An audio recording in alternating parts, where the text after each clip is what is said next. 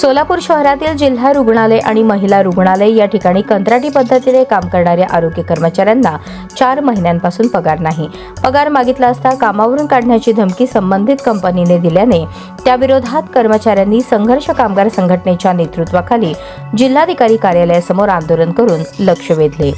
महाराष्ट्र विकास group company Nashik यांच्या वतीने सोलापूर जिल्ह्यातील जिल्हा रुग्णालय व महिला रुग्णालयात कंत्राटी पद्धतीने नर्स, सफाई कामगार, लॅब टेक्निशियन, एक्स-रे टेक्निशियन अशी वेगवेगळी 200 ते 250 कर्मचाऱ्यांची नियुक्ती करण्यात आली आहे. मात्र या कर्मचाऱ्यांना मागील 4 महिन्यांपासून पगार दिलेला नाही. पगार मागितला असता कामावरून काढून टाकण्याची धमकी संबंधित कंपनी देत असल्याचा आरोप या कर्मचाऱ्यांनी केला आहे.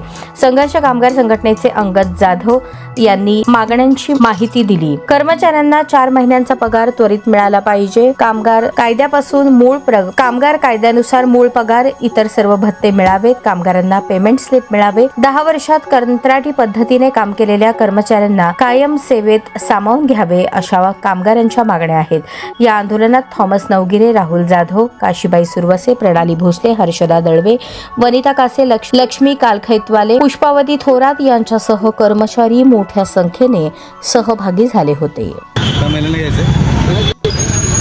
संघर्ष कामगार संघटनेचा अध्यक्ष मी अंगद जाधव आज महाराष्ट्र विकास ग्रुप कंपनी नाशिक या कंपनीकडून सोलापूर जिल्ह्यामध्ये कॉन्ट्रॅक्ट बेसिसवरती 250 कामगार पुरवठा केलेला आहे. मात्र 2-3 वर्ष कंपनीनं चांगल्या पद्धतीचा प्रतिसाद देऊन प्रत्येक महिन्याला वेळेवर पेमेंट दिलेला आहे. मात्र ह्या 4 महिन्यामध्ये एकाही कर्मचाऱ्याचा ह्या कंपनीनं पगार दिलेला नाही आणि पगाराचा विचार न केले असता आणि व्हॉट्सअपमध्ये पत्र पाठवले की ज्या कर्मचाऱ्याने आंदोलनामध्ये भाग घेतला जाईल त्या कर्मचाऱ्याला उद्या मी कामावर काढून टाकणार. म्हणजे हा कामगार कायद्याचं उल्लंघन करण्याचं स्पष्ट दिसून येत आहे. मात्र त्याला फोन केल्यानंतर आरेवारीची भाषा हा माणूस करत आहे.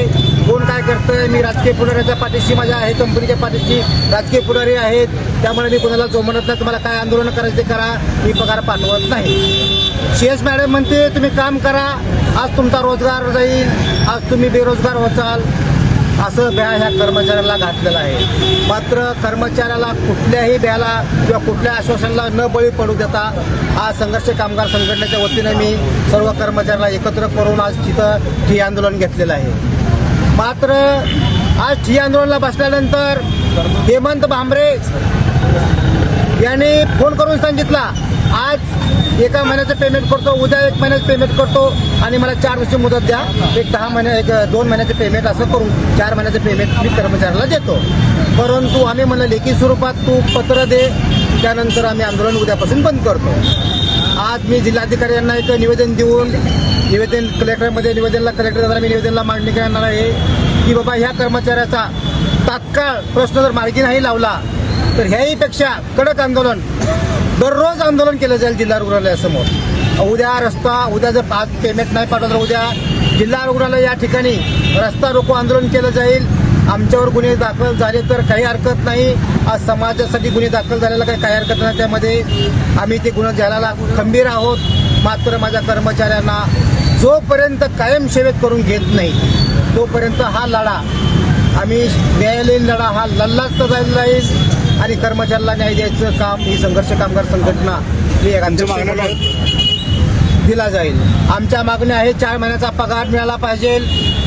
आज कॉन्ट्रॅक्ट बेसिस जो 2023ला जो जाहीर केला, शासनानं जाहीर केलेला आहे, त्यामध्ये कंपन्याचं रजिस्ट्रेशन रद्द करून कॉन्ट्रॅक्ट कायम सेवेत घेतला पाहिजे. आज जुन्या सिव्हिलमध्ये त्यांनी मस्के सरांनी एक परिपत्रक काढलं होतं की त्यामध्ये कामगार भरतीचं काढलं होतं. मात्र हनीफ मुश्रीफ साहेबांनी आम्ही भेट घेऊन तिथलीही परीक्षा आम्ही रद्द केली आहे. आमचा कर्मचारी स्टाफ काम करत आहेत. जर आमचा कर्मचारी स्टाफ नसेल तर तुम्ही भरती करून घ्या. अवेलेबल तुमचा कर्मचारी असताना तुम्ही भरती का करता? मग हनीफ मुश्रीफ साहेबांनी ह्याच्यावरती एक जाण आहे, कायम सेवेत करून घेण्याची मागणी आहे. हक्काचा रजा, हॉलिडे, सुट्टी या संदर्भातली जी मागणी आहे आणि कामगारावर जे दबावामध्ये कर्मचारी दबाव करत असेल त्याबद्दल आमचा हा लढा आहे. पेमेंट स्लिप एक मिळाली पाहिजे, यानुसार आम्ही आजची मागणी मांडत. जय भीम, जय महाराष्ट्र.